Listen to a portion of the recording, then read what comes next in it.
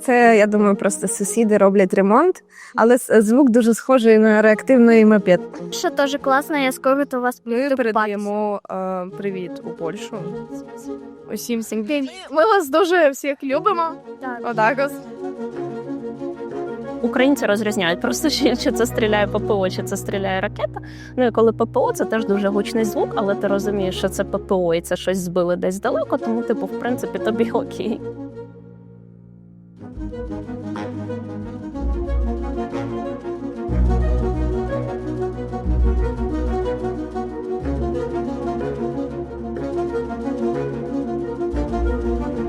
Z wojną mamy jednoznaczne skojarzenia. To zniszczone budynki, ból i cierpienie.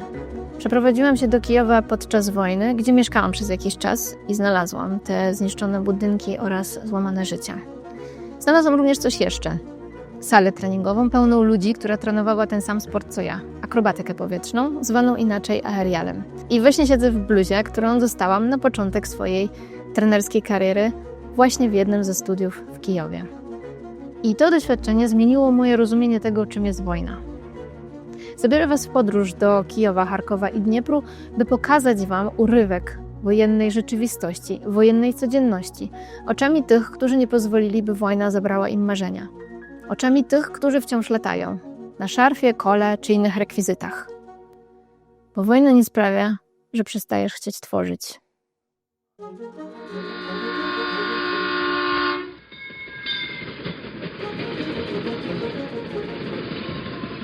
Pierwszą bohaterką dokumentu jest Inna. Poznałam ją podczas obozu akrobatyki powietrznej w 2022 roku. Na co dzień pracuje w dużej firmie telekomunikacyjnej, a wieczorami chodzi na treningi. Tym hobby zaraziła się mniej więcej na początku wojny. W trakcie naszego spotkania Kijów jest już w mocnym kryzysie energetycznym, a temperatury na zewnątrz są nieustannie minusowe. Під час війни мене це заряджає дуже сильно, тому що емоційно виснажливо жити під час обстрілів, під час блекаутів, з поганими новинами. Плюс по роботі дуже багато задач. Я працюю в компанії, яка забезпечує зв'язок, і через те, що блекаут і зв'язок не працює. І якраз ми відповідаємо за всі звернення абонентів до нас за те, що їм щось не окей, щось не працює, і ми маємо якось з цим справлятись, пояснювати людям, як працює зв'язок, чому зараз блекаути, чому у них не працює інтернет, коли блекаути і так далі. І це емоційно виснажує, а гімнастика мені дуже-дуже допомагає заряджатись. Плюс я тут зустріла дуже багато класних людей. А як тобі тренується тут під час блекаутів, як тут немає світла? Як ви проводите це тренування?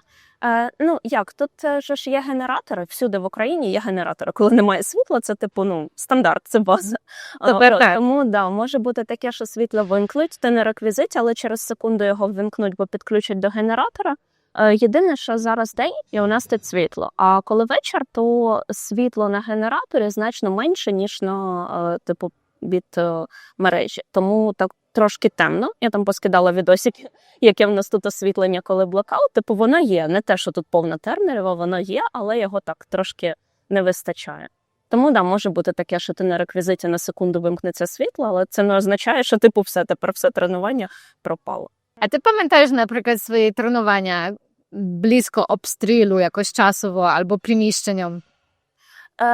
І мені не попадало так прям, щоб був обстріл. Я чула ППО. Українці розрізняють просто, чи це стріляє ППО, чи це стріляє ракета. І коли ППО, це теж дуже гучний звук, але ти розумієш, що це ППО і це щось збили десь далеко, тому, в принципі, тобі окей. Якщо летить балістика, то, балістика це дуже страшно, бо, багато уламків, тоді ми розходимось. Але таке рідко буває, і плюс ми, коли дивимося, що балістика в іншій області, це теж, нічого, тут все буде нормально. Але ми ж розуміємо, що це ми просто сподіваємось, що все буде нормально. Насправді ніхто не знає, як воно буде.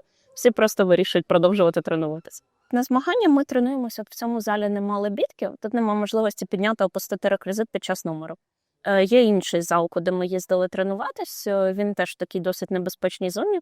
І оце ти постійно їдеш з кільцем на плечі, везеш з собою весь реквізит. Під час блекауту, то таке може бути ж вибухи, повітряна тривога, ти з кільцем на машині і їдеш тренуватись на змагання. Тому, нас нічого не зупиняє. Я пам'ятаю, я на перших змаганнях виступала, в мене з реквізиту, крім кільця, був ще стілець. Та я теж оце на Укрзалізницю, тут обстріл, балістика, я така в одній руці кільце, в іншій стілець, іду виступати. Ну, воно заряджає, воно допомагає, типу, ти такий, ну, на цей день в мене є мета класно виступити. Значить, я маю це зробити сьогодні. А як тут діти? Бо тут є багато дітей, я бачу тут вколо. Ти думаєш, їм також гімнастика якось допомагає, або ти знаєш, як вони до того ставляться, як вони переживають? Здебільшого, я думаю, вони ставляться так само, як і ми, бо вони переймаються від своїх батьків, типу, як дорослі. Спочатку боялись, спочатку, типу, всіх виганяли в укриття, дітей в школах до сих пір виганяють в укриття, але, типу, здебільшого всі такі, ну, і окей, ладно, типу, ну, не балістика і добре, шахедів ми взагалі не боїмося. Я не знаю чого, це ненормально, не боятись шахедів. Але, типу, українці взагалі не реагують на шахеди. Такі, ну, шахеди, і ладно, ми не розходимось. Тому діти здебільшого реагують так само, типу, навіть коли я в інверсії там готувалась до змагань, у нас був прогон генеральний, це коли там всі збираються, хто виступають, і по черзі проганяють свої номери, слухають зауваження. То там теж почалась повітряна тривога під час цього всього. І ми прям з батьками такі, ну що, зупиняємось, не зупиняємось, і батьки такі, та ні, та ви що, та давайте, зараз закінчимо і все. Ну, тому, типу, діти ставляться так само. Ну, я думаю, вони ще, може, не усвідомлюють, типу, масштабів, ну, тому що, якщо дитина цього не бачила на власні очі, то, скоріш за все, вона це і не розуміє. Хіба що ті, хто потрапляли вже під якісь обстріли буквально, то от вони, може, бояться. А так, здебільшого, типу, в Києві всі такі, так, окей. На групи на 8 ранку я ходила до Воли, а нічні обстріли, вони ж більш страшні, тому що вони більш масовані. Типу, і після нічних обстрілів деякі дороги перекривають, коли є влучання. І я теж оце сиділа, чекала, коли закінчиться тривога. Я така, так, тільки не перекрийте мені цю дорогу, якою я їду на тренування. І типу, я теж тоді в 8 ранку потренувалась, і прям, типу, емоційно я була дуже заряджена на той день, на відміну від людей, які не потренувались зранку, наприклад. Я прям дуже сильно це бачу, бо, типу, якщо ти сидиш і думаєш про наслідки нічного обстрілу, то, типу, ну, ти впадаєш в якусь просто емоційну яму, і тобі дуже погано. А коли ти йдеш працювати і робиш щось, і твоє тіло таке, ну, я молодець, я сьогодні, типу, щось зробила, щось, якийсь відосик зняла гарний, красивий, і ти вже такий, типу, більш заряджений, позитивний, бо ти щось контролюєш, типу, в своєму житті. Так, це тут ти торкаєш важливу тему. Бо тут в Києві багато обстрілів знаходиться вночі, і дуже часто то відбувається ось така штука, що починають там з 23, 24 і так до 5, 6 зранця. Просто відбуваються вибухи і ще раз вибухи. Ну і ти просто не спиш. Да, все, ні. А на роботу треба їхати на 8 зранку. Так. І ще після такого обстрілу наше тіло, воно є в таких tension, це напруга. Так, і наше тіло просто воно в такій напрузі. І тобі тренування допомагають якось збивати цей напруги. Да, і збивати напругу, і відчуття, що ти щось контролюєш в цьому житті. Бо після обстрілу, типу, от емоційно найбільш страшне це те, що, типу, відбулось щось жахливе, а ти не маєш жодного впливу на це. Ти ніяк не можеш допомогти. Ну, типу, там, задонатити, типу, да, таке є. Але, типу, здебільшого ти такий, я безсилий. А коли ти тренуєшся, ти розумієш, що в тебе є на щось сили, і це повертає тобі оцей контроль над своїм життям.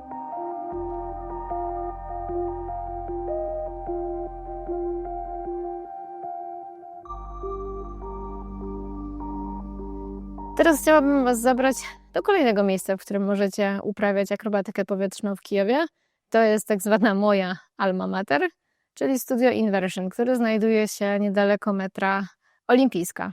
I to tutaj po raz pierwszy przyszłam na 12 dni przed pełnoskalową inwazją Rosji na Ukrainę, kiedy odwiedzałam właśnie Kijów podczas weekendu.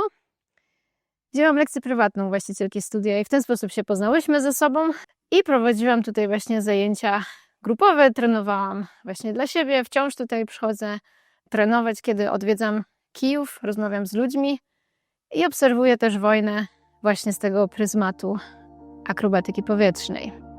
Pod koniec sierpnia nastąpił tutaj dosyć potężny atak rakietowy. W nocy nastąpił kolejny rakietowy atak na Kijów. Byliśmy większą część nocy pod ostrzałem. I niedaleko studia 2 rakiety, tudzież 2 pociski manewrujące uderzyły w mieszkalny budynek. Z powodu bliskości fala uderzeniowa, która się rozniosła właśnie po tym ostrzale, zmiotła okna w naszym 8-piętrowym budynku.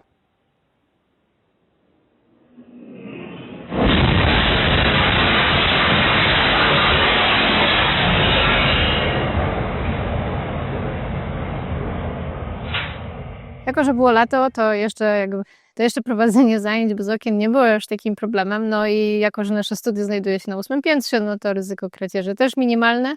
I przez jakiś czas po prostu trenowaliśmy bez okien po sprzątnięciu tego całego szkła, które po prostu tutaj znajdowało się na podłodze, wbiło się w ogóle w tę podłogę. Tutaj pomieszczenie ma około 6 metrów i te okna są całkiem sporej wielkości, także chwilę to zajęło. Jest grudzień, a my niebawem będziemy mieli tutaj z powrotem piękne, panoramiczne okna i miejmy nadzieję, że przez jakiś czas nie będą one wybite. Z Kijowa udałam się nocnym pociągiem do Charkowa. Z powodu niskich temperatur oraz przerw w dostawach prądu wiele pociągów było opóźnionych, w tym mój. Nad ranem dotarłam do miasta, gdzie czekał na mnie na dworcu pan Dmitrij, kierownik studia sztuki cyrkowej Stary Cyrk. To właśnie z jego podopiecznymi miałam porozmawiać oraz zobaczyć ich ostatnie show wystawiane w Centrum Teatralno-Koncertowym w ramach bożonarodzeniowo-noworocznych pokazów. Mieszkańcy tego miasta znani są ze swojego silnego poczucia wspólnoty. Mierzą się też z oskarżeniami o bycie rosyjskim miastem. Faktem jest, że większość mieszkańców posługuje się tutaj językiem rosyjskim i podopieczni Dmitrija w rozmowie ze mną bardzo starali przechodzić się na ukraiński, co prowadziło do miksu obu, nazywanego surżykiem. Bardzo zależało im na tym, aby podkreślić, że nie są rosyjskim miastem i należą do Ukrainy. Jadąc do Charkowa dostałam radę.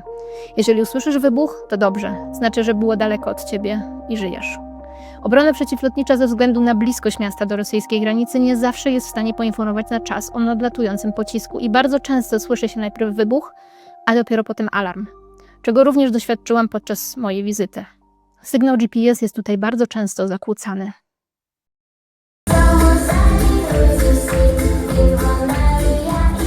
Znajduję się na tyłach małej sceny Charkowskiego Teatru Operowego, gdzie po raz pierwszy od czasu rozpoczęcia pełnoskalowej inwazji Rosji na Ukrainę będą mogli wystąpić akrobaci.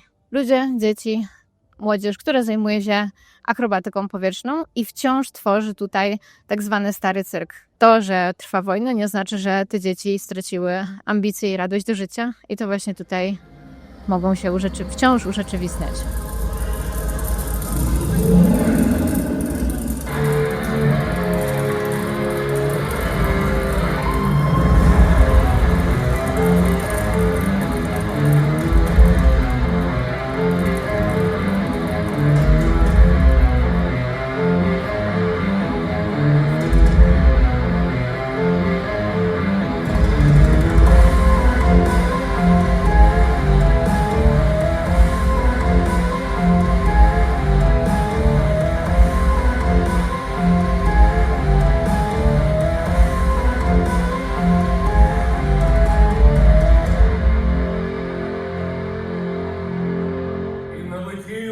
чудову країну чорні, смердючі дракони, ze ściernione Jesteśmy właśnie po przedstawieniu i reżyser powiedział mi właśnie, że w czasie, kiedy tutaj siedzieliśmy i oglądaliśmy przedstawienie, rakiety spadły na miasto.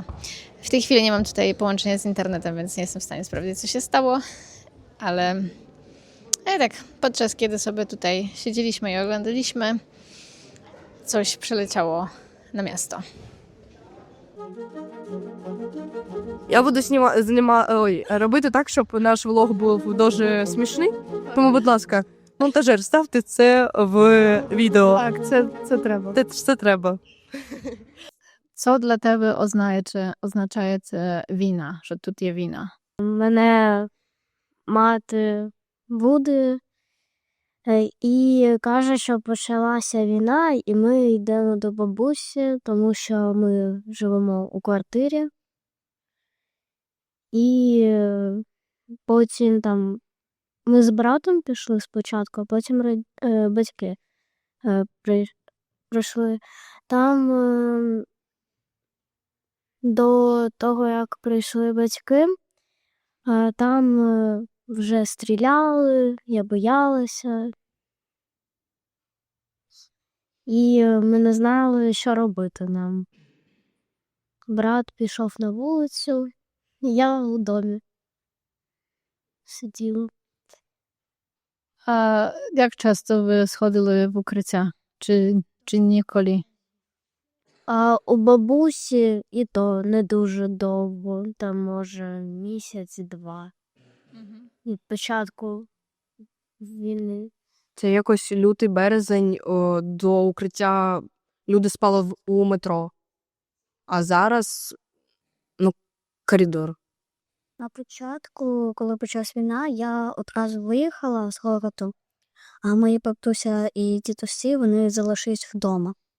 Ось, і коли дуже сильно бомбили, там тривоги були, вони збігали в погреб. Він у мене на кухні знаходиться, і вони кожен раз, коли там тривога, там взриви, то вони брали животних та збігали в нього.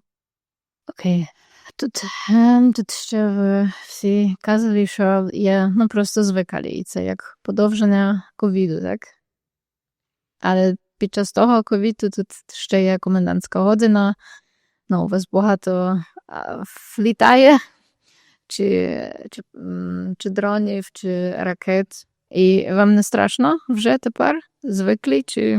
В принципі, якщо буде вибух, то страшно. Якщо ні, так десь там далеко вибух буде, то звикли. Якщо чесно, то страх, такий собі, як на початку війни, він як зник, але як на мене, це є одна з найбільших проблем, бо люди звикли і не сприймаються як загрозу. І не йдуть у викриття чи ще щось, тому якось так. Це погана звичка. Дуже погана звичка. Через місяць у березні ти вже не помічав цього.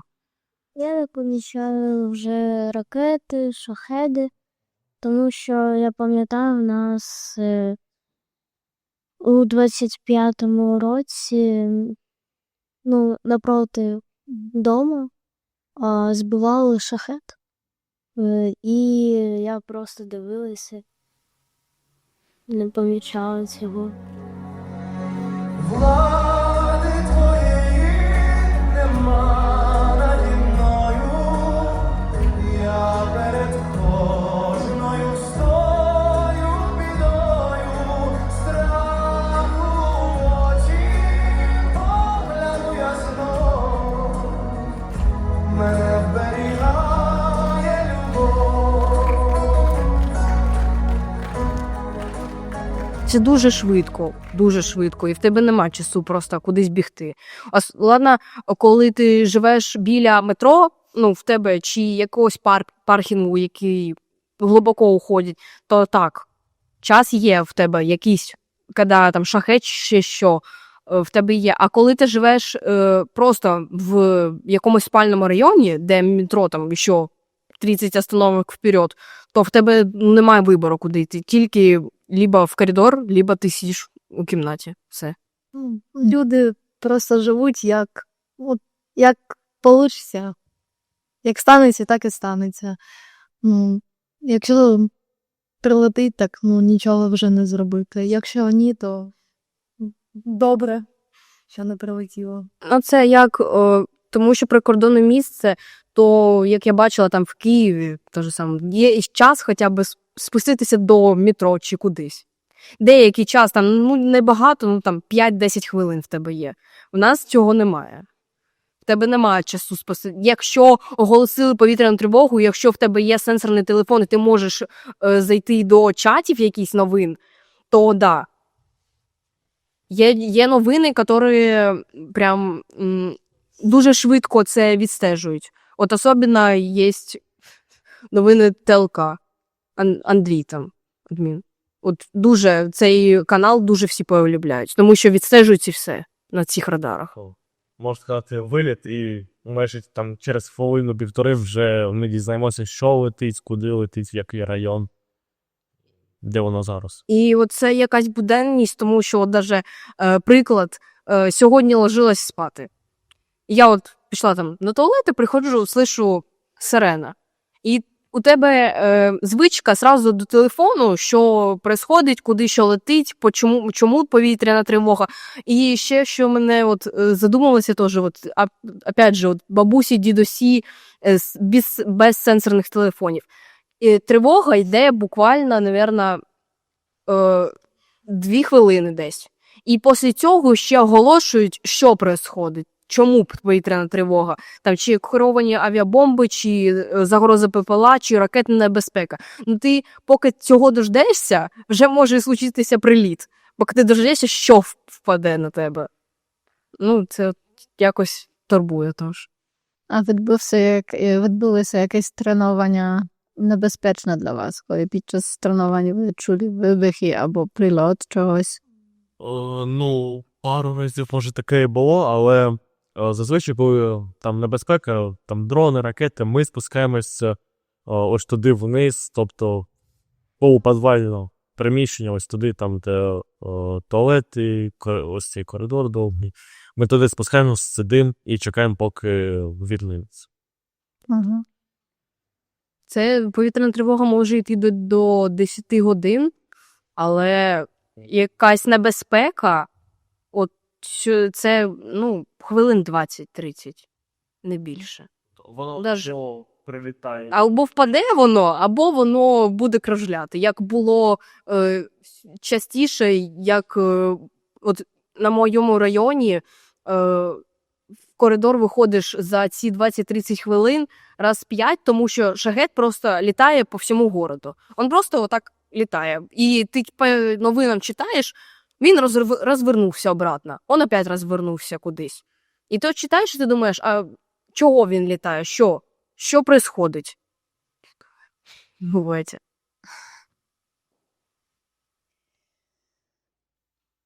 Причому воно може прилетіти взагалі будь-куди. Будь-куди. Вони ж не задумуються, куди воно прилетить чи що. Вони просто б'ють. Кудись. Вони не б'ють кудись в определенне місце. Вони от куди буде, туди і буде. Це як Ну. ті ж самі більш з прильотів йде в жилі будинки. Де живуть люди. І це люди, це відбувається вночі. От у більшості разів це вночі відбувається. І от ти спиш, і ти не знаєш, що буде. От як много розказував історій харків'яни, що людина просипається від того, не то, що пройшов приліт в твій будинок, а від того, що людина проснулась, її собака її розбудила. А вона просипається, а на неї лежить плита з верхнього етажа. Вона навіть цього вона не почула, як це пройшло все. У многих зараз просто відбувається якийсь крепкий сон, коли ти ні сирен, нічого ти вже не чуєш. Вони зараз почали, то, що я, скоріше всього, мер це попросив, ночі вони не такі громкі. То це дуже слышно ночі, цього чутно, тому що тихо і гучно. Вони дуже гучні. А зараз вони стали тихіше. І ночі відбувається тільки включають повітряну тривогу. Коли відбій, вони не включають її. Щоб не будити знову людей. Чи ви зустрілися або туркали в інтернеті з такими коментарями від людей, яких кажуть, що от нема війни, бо у вас тренування, бо у вас покупки можна робити. Як ви до того ставляєтеся? Що хотіли би ви показати такій людині? Я завжди кажу таким людям, що приїдьте сюди, бо живіть тиждень. І самі зрозумієте, що ви якось загнули палку. Вони просто не розуміють, що воно, якщо відбувається, воно відбувається у всій країні. Тобто немає якогось міста, там, де от прям тихо-тихо. Ну, для них це якось незрозуміло. Якось це, як Саша сказав, що так, приїдьте сюди і поживіть тут. Як моєму папі казали, що в началі війни виходь на роботу. Він каже, начальство там, в другому городі. Він каже, а ви приїдьте сюди.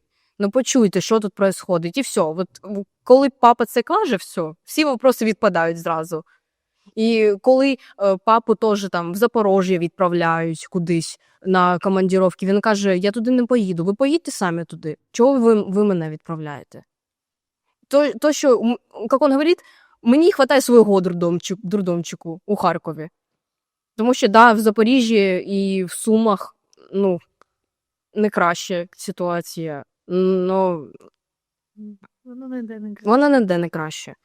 Нету безпечного місця зараз, ну, в Україні. Ні, якщо там Західна Україна, так. Я коли приїхала на Закарпаття, як це сказати, слухові галюцинації, що повітряна тривога.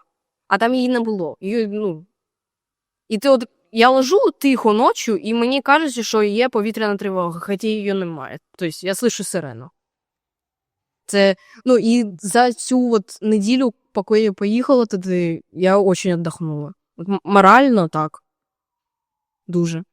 Ти починаєш прислухатися до кожного шороху. Тобто, ти думаєш, це вибух, чи ні, чи це просто щось впало.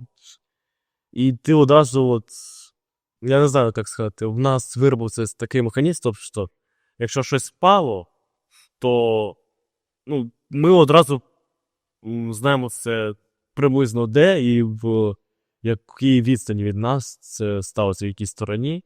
А от ми їхали у Львів, в нас там був цей, типу змагань, щось таке. У нас були... Прильотів там не було, але пару разів там щось грюмало, я не дьоркався постійно. Пару разів було таке, що ти що такий зсіпований, дьорганий. Я таки розумію, що, серйозно, це два різні світи, можна сказати. Там приблизно все спокійно. Тобто ніхто нічого... Ні, там буває пару раз, але це пару раз за місяць. Там бувають прильоти. Тобто, я б сказав, там більш безпечніше, ніж в нас. Звісно, тут прифронтовий район. Тому, якщо чесно, там я також відпочив, але все одно вдома краще. Це якось через місяць вже люди вже вміли розлічати, що це вибух, це прильот, чи це виліт. І от ти сидиш, якийсь звук, і це виліт. А це прильот вже. І що саме впало? І що саме це впало. І якщо це ночі ти слухаєш, і дуже громко, і кажеться, що це в тебе на районі, а по факту буває, що ні. От воно дуже громко падає, буває. І ти слышиш, якщо вона впала в якесь здання, слышно, як це відбувається, як воно розвалюється. Коли це тиша, це ніч. Це дуже слышно. Так, можна казати, що безпечніше тут перебувати, коли ти знаєш всі звуки, а як тут переїжджаєш до іншого міста, то навіть страшніше, бо ти просто не розумієш, як це працює в цьому місці. Коли, якщо на початку війни я була в Києві, і нам потрібно було вже уїжджати в другий город, на Західну Україну, і щось, як це сказати, Бог уберег, тому що мама сказала, давайте все перевіримо. І буквально через хвилину відбувається прильот в ту дорогу, через яку ми повинні були їхати. Хвилина буквально. І от ця хвилина, яка у мами якісь шесте чувство, я не знаю, що вона сказала, давайте перевіримо, чи все ми взяли. І от коли був цей вибух, казалося, що це ПВО. Тобто всі пабліки почали одразу, це ПВО, папа виглядає в окно, там чорний дим просто. І ти сидиш, такий, це було страшно. Це було дуже страшно, коли ти зрозумів, що це була дорога, через яку ти повинен був їхати. Коли ти вже це переживаєш, що ти був, на волоске від смерті, то це страшно. Ще за ці 4 роки виявилася звичка при з будь-яких гучних звуків дергатися. Там страшно, коли страшно. І тепер так, я так зрозуміла після життя в Києві, що там не просто дуже тихо, бо як там щось пає, щось ти, не знаю, б'єш, так, випадково навіть, то всі відразу так просто. Я навіть коли посуду мию, я Тобто все акуратно робити, бо ось цей от, за інвентарі от в мене все. У мене нервова система в нуль пішла. Тобто, навіть ось ті маленькі побутові речі, які треба робити, які звичайні для всіх людей, які, ну от, навіть в інших країнах візьмемо, там, у вашій Польщі, там просто, в любій країні, де тихо, спокійно, де немає війни, на щастя. Люди спокійно миють, все нормально, тут все акуратно, щоб нічого не цинкало, бо от, я навіть зможу просто от, випадково кинути тарілку об тарілку і все, в мене трясучка починає все. І всі лякаються. Це якось в мене була ситуація, що я спала, ну, перевернулася, одіяло впало на бутилку. Бутилка впала, і я проснулася від того, що це, подумала, що це приліт. І я вибіжала в коридор. Я це розказала своїм друзям, які з інших стран, і я з цього посміялася. Мені з цього стало якось смішно, а мені кажуть, Рін, ну це ненормально. Це от, да, що я посміялася з цього, що я от подумала, що це приліт, а вони кажуть, це страшно, а щось смішного. Ну, просто українці такий народ, який сміється, майже зі всього. Тобто, ми робимо з якоїсь там, не знаю, ми навіть в найтемніші часи можемо просто сміятись нам. Це якось більше до душі. Ми завжди сміємось зі всього, з чого можна, ми шукаємо, з чого можна посміятись навіть от зараз. Це у нас навіть більше у многих може йти як захисна реакція. Що от я много бачила відео там в Тіктоці, як люди заходять до укриття, там, чи це був Київ, чи щось, ну якесь місто України. І люди заходять до укриття в метро, а там сидять, сміються дівчинки дві. І заходжу я в коментарі і одразу починають, а чого вони сміються, що смішного? І многі, що говорять, що це захисна реакція у многих. От, ну, хтось плаче, хтось дергається, хтось улибається, хтось сміється. І ну, це теж не дуже добре, якщо в тебе така захисна реакція. І що хочеться сказати, що Харків – це не проросійське місце, Суми – це не проросійське місто, Запоріжжя, оця східна, от як кажуть, що зараз Україна поділилась на західну і східну. Це ну, дуже погано. І от як східна Україна, це не проросійсько. Що ніхто не, ну от ні, є якісь люди, да, якісь, ну там, своє в голові, що вони ж... Що це більшість десь за 50-60 років, тобто це от з радянських часів, які залишилися люди, то вони можуть підтримувати, на жаль, зараз дії, бо вони, так сказати, вони хочуть, щоб повернулося старе, вони не хочуть нічого нового. Ну, щось воно таке, що, ну, у кожного чоловіка своє в голові, і більшість, от, це остаток менше, ніж 10% того, що ті, хто ждуть Росію. І задається питання, чому ви не їдете до Росії? Тому що у вас тут будівля, тому що у вас тут робота, ну тому ви і не їдете. А якщо ви хочете, щоб жити у Росії, будь ласка, чемодан, вокзал, вперед.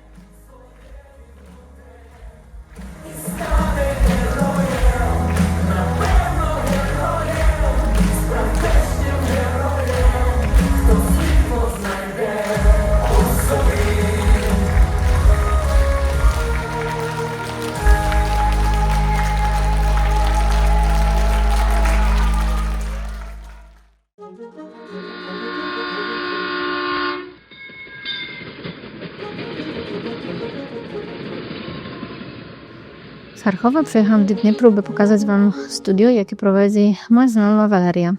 To tutaj w 2023 roku miałam okazję dać warsztaty charytatywne, podczas których zbieraliśmy datki na Siły Zbrojne Ukrainy. Waleria opowie nam o tym, jak prowadzi się właśnie studio podczas wojny, z jakimi wyzwaniami się tutaj mierzą i co to dla nich znaczy. Є різниця, є якісь обставини ззовні. І ми повинні просто або змиритись з ними і щось робити, як підлаштовуватись, адаптуватись. І от всі українці те й роблять, що адаптуються. Ну, тобто, і Але насправді це ненормально, так не повинно бути. Коли почався ковід, весь світ адаптувався, і ми займалися в масках, загалом там обробляли руки, ну, якісь там були санітарні норми. Зараз, наприклад, відключають дуже часто в Дніпропетровській області світло. Тобто зразу холодно, діти займаються, дуже багато шарів одягу одягають. У нас стали довші заняття, ми довше розігріваємось. У нас багато всяких ламп, ліхтарів, якихось там фонариків. Я загалом покажу Клавдії відео, вона вам покаже, як ми займаємось з ліхтарями. Ось, ну, звикли до такого, але це незручно. Коли дитина залазить під верх, я не бачу, що вона там робить. Бо є темно. Темно, так. Ліхтарикову свічу, думаю, хоч би там правильно замоталась, не вбилась, коли щось робить. Також тривоги постійні повітряні. У нас в області дуже багато тривог. То у нас, хто живе в Дніпрі, розрізняють тривоги прохідні і тривоги небезпечні. Тобто, коли просто через нашу область щось летить далі, то ми займаємось. А коли вони небезпечні, ми йдемо в укриття, там, в коридор або в метро. І знову ж таки ми зупиняємо заняття, потім все заново починаємо. Ну, це трошки незручно. Я виплачую тренерам за ці години умовну зарплату, бо вони не винні в тому, вони ж прийшли якби з дітьми, ще відповідають за них в укритті. Але при цьому я не беру гроші з учнів, бо вони не займались, а сиділи в коридорі. І виходить, що бізнес терпить убитки. Це так, це дуже незручно, і я просто здивована, як може це ще працювати. В такому сенсі, що окей, економічна сторона цього бізнесу є тепер дуже тяжка. Так. Бо під такими умовами проводити бізнес – це просто тяжко. А як воно морально під такими умовами працювати, тренувати з цією думкою, що кожного моменту може тут щось спасти? Зараз у нас загалом займається більше дітей, і вони заслуговують на те, щоб мати якийсь острівець щастя, спокою. І мені здається, що коли діти займаються на заняттях, вони не думають, що може щось прилетіти. Вони наче відчувають, що вони ж на тренуванні, вони в безпеці. Якась рутина завжди допомагає, якісь буденні справи допомагають тобі, поки я тренуюсь, я буду жити. Поки я ходжу на заняття, у мене є мета. Ми ставимо якісь короткострокові плани, і це трошки підбадьорює. Ми плануємо поїхати на змагання. І ми готуємось, у нас є план. Ми знаємо, що через місяць наступить, бо я вже шию костюм. Плюс діти зараз не ходять в школу, вони займаються дистанційно деякі, то тут у них таке ком'юніті, вони спілкуються, обмінюються якимось досвідом. На початку війни нічого не проводили, а потім зрозуміли, яка висока цінність в цього. То ми проводимо фестивалі, навіть от проводили нещодавно фестиваль, де з'їжджаються з нашого регіону. Бо в західній частині країни трошки безпечніше, і там життя більш вирує, там більше всяких івентів, більше фестивалів проводиться. То от в регіоні Дніпро, Харків і в цьому східному регіоні діти ж теж залишились, не всі виїхали. То вони теж, я думаю, заслуговують на те, щоб щось таке хороше мати, щасливе. От. Так, Якось так. Ну, морально важко, але це просто вже якась, я ж кажу, якась звичка. Ти йдеш на роботу, значить все добре.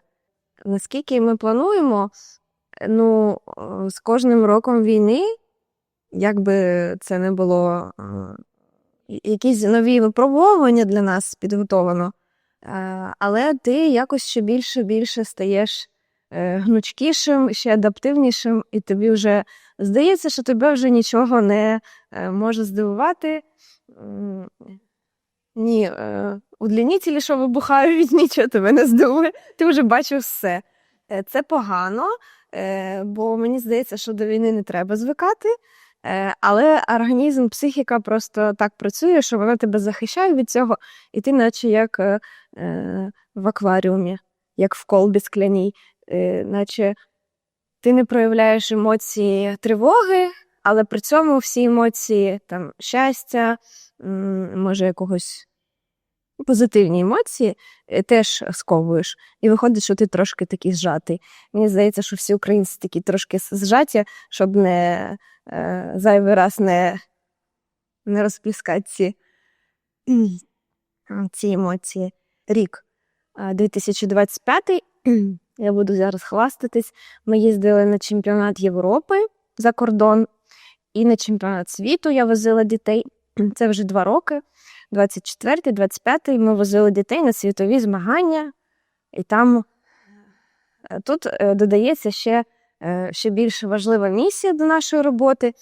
Ми повинні, щоб український гімн лунав десь інде в іншій країні. Якби несемо таку спортивну через спорт, про себе нагадуємо, про Україну, про те, що нам було складно добиратись. Ми там 3 доби їхали, бо літаки ж не літають. Діти дуже втомлені, але все одно ми виграємо і стоїмо на п'єдесталі, і розкриваємо прапор, і от грає гімн.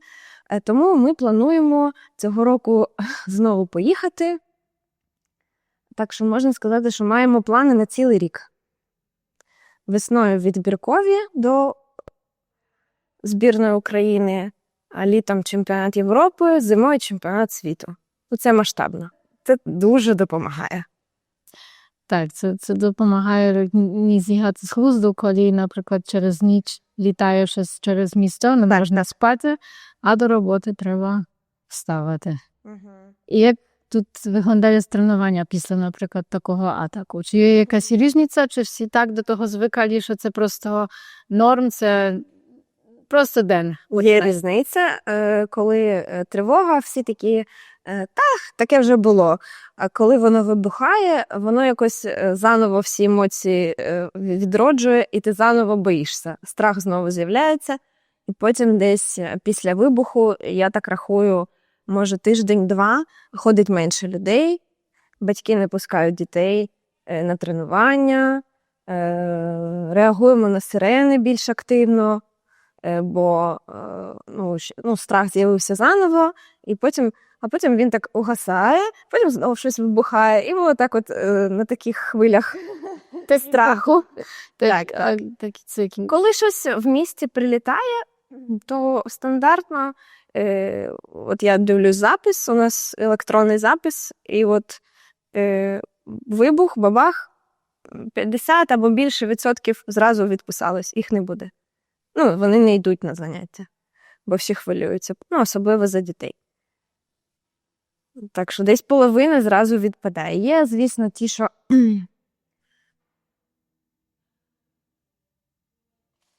Що це таке?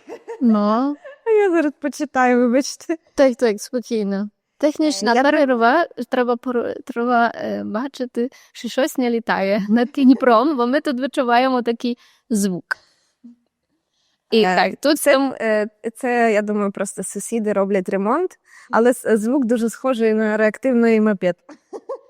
Так, бо про звука я також хотіла ще поговорити в цьому сенсі, що як то у вас в Дніпрі, бо в мене є така обсервація з Києва, щоб коли мене впає, наприклад, матерець на підлогу, і він робить просто такий дуже гучний звук, то всі відразу просто дивляться, тривожаться, окей, так зрозуміли, що це такий матерець, і звертають до своїх задач, але це така секунда, в якій ти розумієш, що всі просто думають, що це якийсь вибіг, це просто небезпека. Так і є. У нас такий промисловий район, і часто повертають фури, великі вантажівки, і вони, такий звук, бубух, колеса, і всі діти такі, це машина. От така секунда, потім хтось каже, це поїхала машина, добре, а потім, це не машина, і всі в коридор. Тобто воно трошки страх є. І коли ми за кордон возили дітей, також діти давно не бачили літаків, летить гвинтокрил або літак, і всі присіли. Ну, тобто, ти кажеш, що це нормально, але просто від звуку вже в тебе так психіка працює, що всі аж присідають. Це було дуже страшно. Ну, от страшно на це дивитись, як на наслідки того, коли, наприклад, війна закінчиться, що ми будемо мати, що всі травмовані мають психіку і так реагують на звуки і на небезпеку. Хоча небезпеки то нема, ми ж в безпечному місці, просто летить літак, і ти вже забув, як це. А скільки років було у наймолодшої діти? Наймолодшої дитини, яка поїхала на змагання за кордон? Так. Зараз скажу. Ну, от наймолодша дитина, вона минулого року їй було 6. 6 років. Так. Це означає, що вона більш життя просто під війною. І вона знає такі воєнні звуки тут міста. Угу. Можливо, вона навіть ніколи не літала до цього. Я не певна. Ну, тобто, літала дуже маленькою і не пам'ятає цього. То у неї літак асоціюється з небезпекою. Це просто тяжко. Тяжко собі існувати, коли в дитини є 6 років, та вона більшість життя просто знає такі тривоги, небезпеку, вибухи і асоціює ці звуки з чимось небезпечним, з речами, які просто за кордоном, не тут недалеко, в Польщі, в Молдавії, це просто нормальні звуки життя. Так. Тут вони просто означають небезпеку і можливість витрачення життя. А що для тебе означає тепер війна після тих 4 років? Я не можу казати, що я втомилась від війни, бо я не приймаю в ній пряму участі, як військові. Тому я не втомилась і буду продовжувати робити все, що треба, скільки буде треба. Ну, тобто, нема такого, що я втомилась і мені важко. Це, такий просто характер у мене, що я не буду казати, що мені там важко. Війна – це страшно. Не знаю, дуже страшно. Ось. Але якось просто прийшло таке відчуття, що життя все-таки продовжується, і вже ніколи не буде так моєї молодості, що вона зараз може промайнути, і що це може не закінчитись дуже швидко. А є щось, чого тебе війна навчила? Або що ти навчила цінувати кожен день, цінувати близьких. Я думаю, що всі стали більш, в моєму оточенні всі стали більш емпатичні і допомагають один одному. От навіть в студії нема такого, що хтось тебе кинеть в біді. Там, наприклад, у мене їхала тренерка на заняття. І почались обстріли, і її машину, це так страшно, звісно, це був обстріл залізної дороги, і вона їхала як паралельно потягу, і от прилітає снаряд, і оця хвиля, подушки безпеки, машина, як це деформується, і ніяких ушкоджень особливих нема, але струс мозку, там вона вся в крові. І що вона робить? Дістає аптечку і біжить допомагати людям. Тобто не тікає з місця, не ховається, а от і в таких моментах, що всі один одному завжди допомагають, навіть ціною якогось власного життя там, то це таке, що, не знаю, якби не війна, я думаю, люди цього б собі не розкрили. Так, це було моє наступне питання, чи війна щось в тобі розкрила, чого ти не знала раніше про себе? Що я така українка. Я завжди знала, що я українка, але такого патріотизму не відчувала всередині. Оце те, що війна теж відкрила, що я українка настільки, я навіть не відчувала цього. Люди живуть в країні якійсь, вони її люблять, але не відчувають, люблять, там, не знаю, на 20%. Просто що. То зараз мені здається, що я люблю Україну на 220, то прям все люблю. Навіть негативні якісь, то, що у нас постійно сваряться, це теж дуже добре. Тому що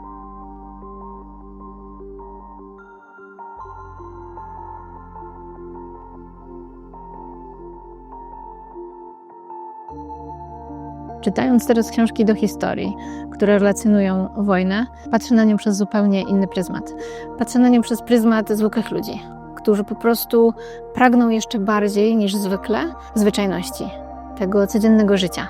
Bo to codzienne życie pozwala trzymać się do kupy, pozwala wstawać i dążyć do jakichś celów. I to jest bardzo ważne.